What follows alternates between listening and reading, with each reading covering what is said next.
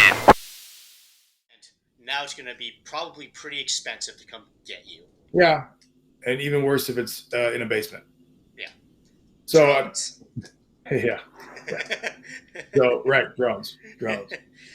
Yeah, I was teaching the other day, and we were talking about different clearing speeds, and I'm like, well, we have what we call a warrant speed, then we have a hostage rescue speed, and then we have a slow clear.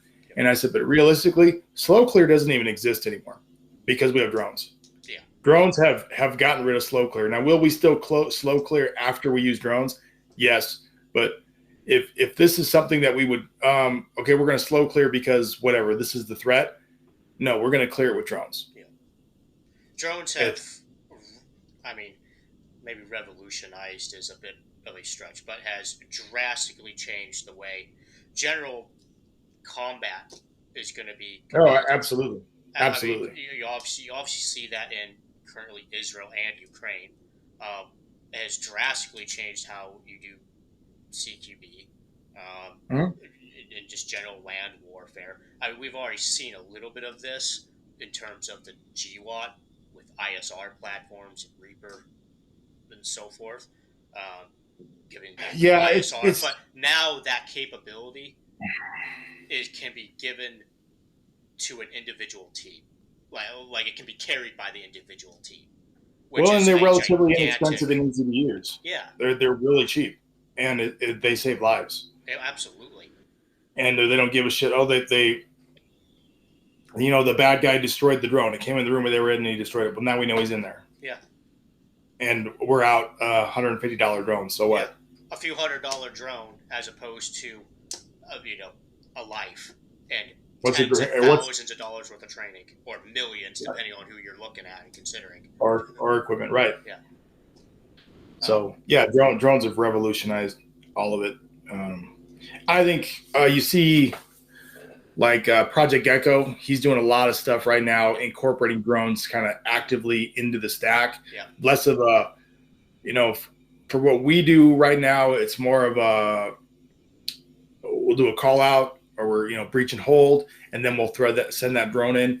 I see a lot of the stuff he's doing, or at least he hints that what they're doing is bringing that drone kind of into the stack and actively clearing with the team as they clear. Yeah.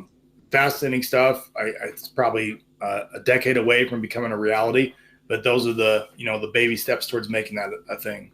Yeah, he's working with, I think it's called Proofworks.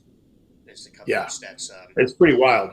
I mean, it's absolutely interesting how that's being. I mean, within CQB in general, I mean, drones, just on the value, probably their biggest value can be the number one man through the most dangerous points of any structure, which would be like stairways, hallways, etc. I mean, think about some of the most dangerous things where, like, as a SWAT team or any team having to go clear, like, for example, a basement where you have that stairway that is partially open on the side, so you can't manage your exposure going down. Like, someone's going to see your I mean, the best thing you could do is chuck some bangs down there, set a dog down there, and then if you have to go down there, you go down there. Right? It's extremely dangerous. There's no good way to do it. It's not open stairwells are incredibly dangerous. Into a basement. But now you just send a drone down there. If it's dark, the drones have a flashlight. And you can see what's down there without having to go down there. I would not be surprised in the least if 20 years from now you have drones with AI, and now you have a personal drone that you can cast out with you while you're doing shit, clearing corners for you, going down to that basement, and it's got some sort of AI to it, so it kind of knows how to do its job. Yeah. Because right now you have a drone operator, which is fine. That's right. It's another person in your team, even if it's like a strap. But that right now, the team. But he brings a huge capability to the team. Yeah, but that's the weak point right now. I think it's the drone operator. Yeah. That and battery life. But I mean, and connection, and being able to communicate with them, and connection. It's not perfect, but man, it's a huge capability. I much prefer it to a dog. Yeah, not like using canine. Listen, the dog cannot die. Okay, we know the rules. Dogs cannot die, so just retire them. Yeah, it's very interesting because you brought up the Eli Ron stuff, that integrating it into the stack. Um, I'm very interested to see how that progresses. Obviously, it's still fairly in its infant stage in terms of the TTPs and SOPs for that kind of stuff because it adds capability, but it's complicated at the same time. Yeah, but I mean, Like as you said, communication and so forth. Um, it's such a clear win-win when it comes to cost versus capability. I mean, it's low cost, high capability. yeah, I mean, it's a no-brainer. You compare it to like a helicopter. Helicopters are brutally expensive for police departments to run. mm, The the intel and the advantage, the capability we get out of a helicopter, is it significant? Yeah, but it's not for the cost. yeah, The helicopter can't clear a house for you. no, It'll help in open fields and stuff, but a drone can do that too once you put one up. yep, Drones are a hell of a lot cheaper. Right now, we have a helicopter on our department, and they're trying to expand their usefulness. They're trying to expand the stuff that we use them for. Personally, I think it's because they see the writing on the wall. Like, we got to develop some capability that a drone can't do. Yeah. So now all of a sudden they're like, Rob, we want you to rappel out of the helicopter.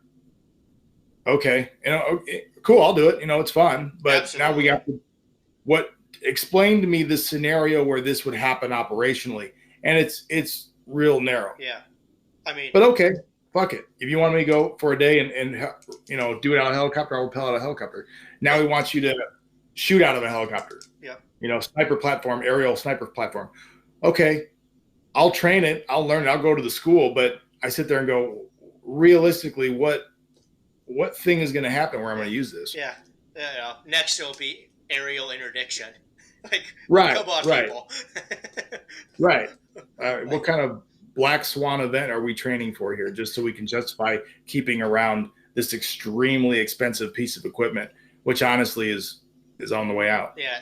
And to your point, the only advantage that Hilo has over a drone, well, I guess there's two. Number one, the ability to carry personnel, and two, probably flight time. Flight time and range. Yeah. Yeah, range as well. Yeah. But lots of departments don't use helicopters anymore. They use larger departments use like fixed wing kind of military without, like a Predator drone without the weaponry. Yeah. Right. Yeah. Because it can stay on platform. Yeah. Right. It can stay on station a lot longer, a lot cheaper. More capabilities, thermal, night vision. It's all better. Yeah. It's all better. So I think, who knows, in 10 years, we may not have police helicopters anymore. Really. We might have a couple for personnel, but realistically, cost wise, it's really with drone technology going where it's going, it's hard to justify keeping the helicopters around.